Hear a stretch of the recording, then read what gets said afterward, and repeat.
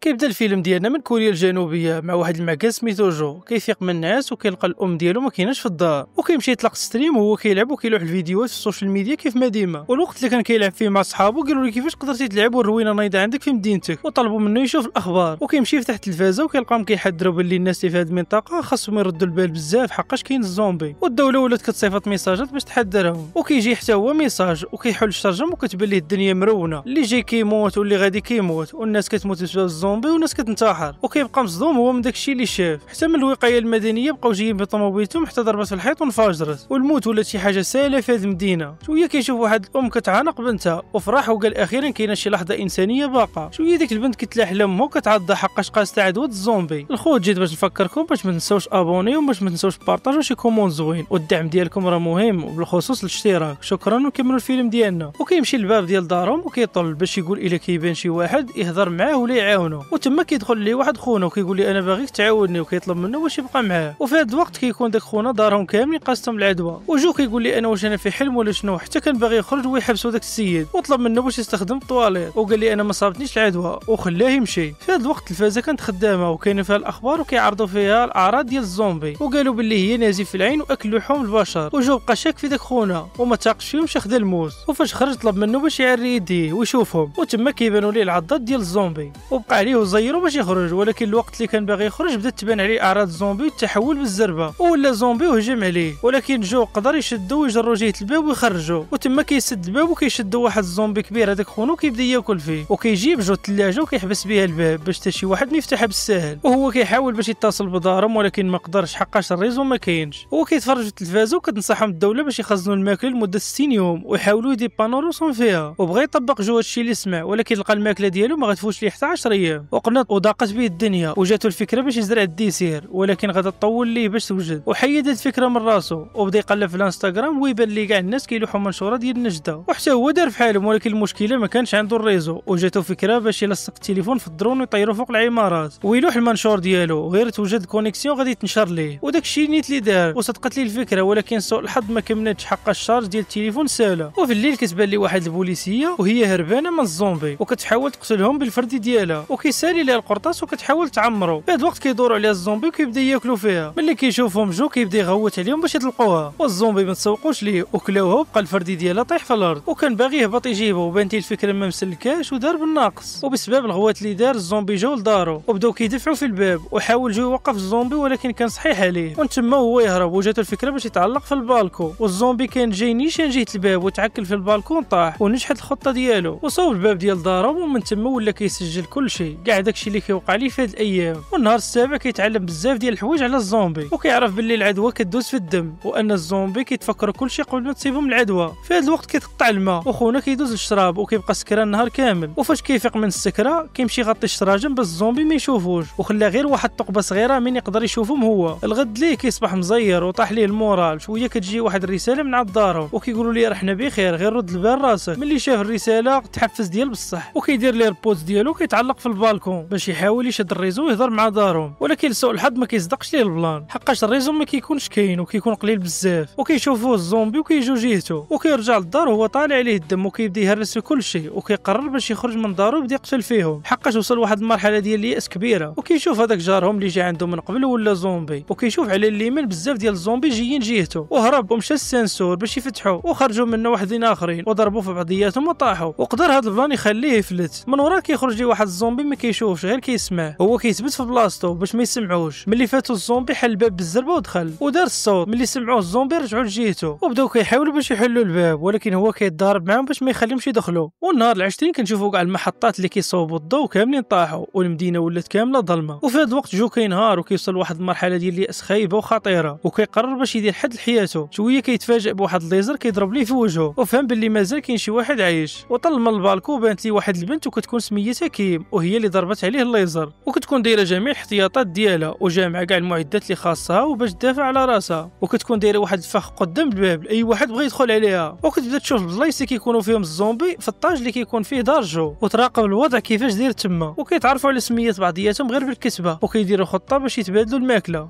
وكيم كدير واحد الحبل وكتلوي على واحد الكره باش تلوحوا ليه ولكن البلان ما كيصدقش ليها وكينوض جو كيشد واحد الدرون وكيربط فيها الحبل وكيوصلوا ليها وكتعقدوا من تما باش يتبادلوا الماكله. في هذا الوقت الوقت واحد الزومبي اللي كيكون واحد من رجال الاطفاء كيشد داك الحبل واللي كتكون كيم قاستو الجو من قبل وكيجرو كيكون شاد في واحد الطابله ديال الماكله. الزومبي فاش كيجر ديك الطابله كتقدر تضرب كيم وكتضرب على راسها وكتفقد الوعي وكيبدا طالع ومن تما كيضرب عليه جو. في هاد اللحظه كيبدا يشير عليه جو ولكن والو الزومبي ناوي يطلع عليها وصيفط ليه جو الدرون باش تلاهي تتفيق زعما كيم، ولكن الزومبي قدر يشدها ويهرسها وكمل الطريق ديالو هو طالع الكيم وحتى لاخر لحظه وهي تفيق وقطعت ليه يدو وطاح من تما مات. وكيقرر جو في هذا الوقت باش يخرج من دارو وباش يقلب على الماكله وخدا البيل ومشى للدار اللي جنبو ولقى فيها واحد الثلاجه عامره ماكله وكان هذا المنظر اجمل منظر شافو من شحال ولقى حتى شي معدات قدروا يعاونوه وحتى كان باغي يخرج وهي تبان ليه واحد الجثه مغطيه هو يحيد عليها الغطا وهي تبان ليه جارتهم شويه حتى كيتلاح ليه راجلها اللي كان متحول زومبي وقدر يفلت منه جو غير بزاز وهرب ورجع لدارو سد عليه الباب. والنهار الاخر جو كيصيفط الكيم الراديو اللاسلكي وكيصيفط ليه حتى شويه من ديك الماكله اللي لقى ومن تما بداو كيهضروا مع بعضياتهم. في هذا الوقت كتشوف كيم الزومبي جايين العماره اللي كاينه فيها هي وقالت ليه باللي كاع الزومبي جايين باغي يهجموا عليا وما خاصني نخرج حتى شي صوت. في هذا الوقت كتقلب على الشاقور وكتجبدو وبلا ما تحس كطيح واحد الطبله والزومبي ملي سمع الصوت رجعوا للدار اللي كاينه فيها هي وحتى لاخر لحظه جو هي طيح ليه واحد الفكره باش يصوني للدار اللي جنبها وقدر يعتقها بالزز. من ورا هادشي بداو كيهضروا بيناتهم وكيقرروا باش يديروا شي خطه باش يهربوا من هاد الحاله حقاش ماشي حل يبقاو جالسين نهار كامل وما كيتسناو في الموت تجي ليهم واتفقوا باش يخرجوا ويطلعوا للسطح ديال العماره اللي كاين فيه جو وربطت كيم هذاك الحبل وتلاحت من البالكون وكيكون في هذا الوقت جو حاضيها وهي هربانه كتضرب في الزومبي واحد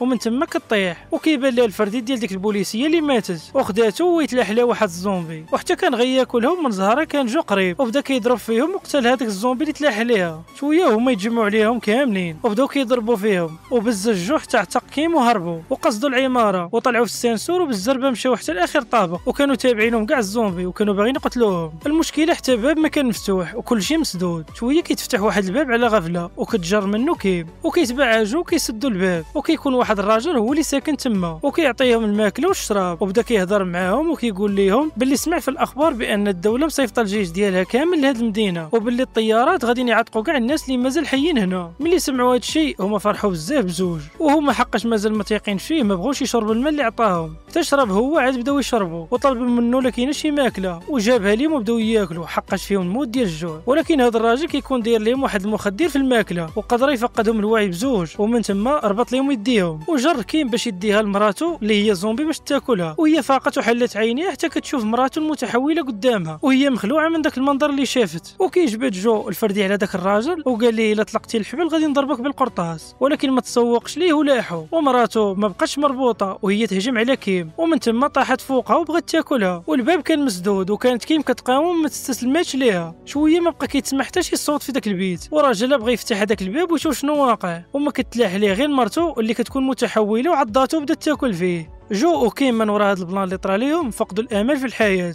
وقالوا محال غادي نخرجوا من هذا الكابوس اللي عايشينه وكيم اللي فقدت الشعور وفقدت الامال قالت لجو غادي نعطيك السلاح وغادي تهنيني من هذه العيشه اللي عايشاها وهو كيشد من عندها السلاح وكيحاول يقتلها ولكن جاتو صعيبه بزاف وما قدرش. شويه كيسمعوا بجوج الصوت ديال الهليكوبتر على غفله فوق منهم ومن تما كيفرحوا كترجع لهم فرصه الحياه وكيخرجوا من الدار باش يهربوا من دوك الزومبي وكيضربوهم بواحد الكروسه وكيقدروا يهربوا منهم وكيطلعوا للسطاح والزومبي كيكونوا تابعينهم في الدروج وبزز حتى كيطلعوا للسطاح وكيحبسوا الزومبي بالباب ولكن في اخر لحظه كيتصدموا باللي ما بقاو يسمعوا والو لا صوت هليكوبتر لا حتى شي حاجه. في هذا الوقت الزومبي كيقدروا يحلوا الباب وكيبداو يهجموا عليهم وجوه ما كيستسلمش وكيبدا يضرب بهم باخر قرطاسه كاينه عنده في الفردي شويه حتى كتبان لهم الهليكوبتر على غفله وهما كيقتلوا في الزومبي واحد وقدروا يعتقوهم وهزوهم وطاروا بهم ومن تما قدروا ينجوا من الموت اللي كان جايهم في هذه المدينه وخرجوا من اسوأ كابوس كانوا عايشينه في حياتهم. ولهنا كيسالي الفيلم ديالنا وما تنساوناش بالاشتراك والبارطاج الخوت. تهلاو.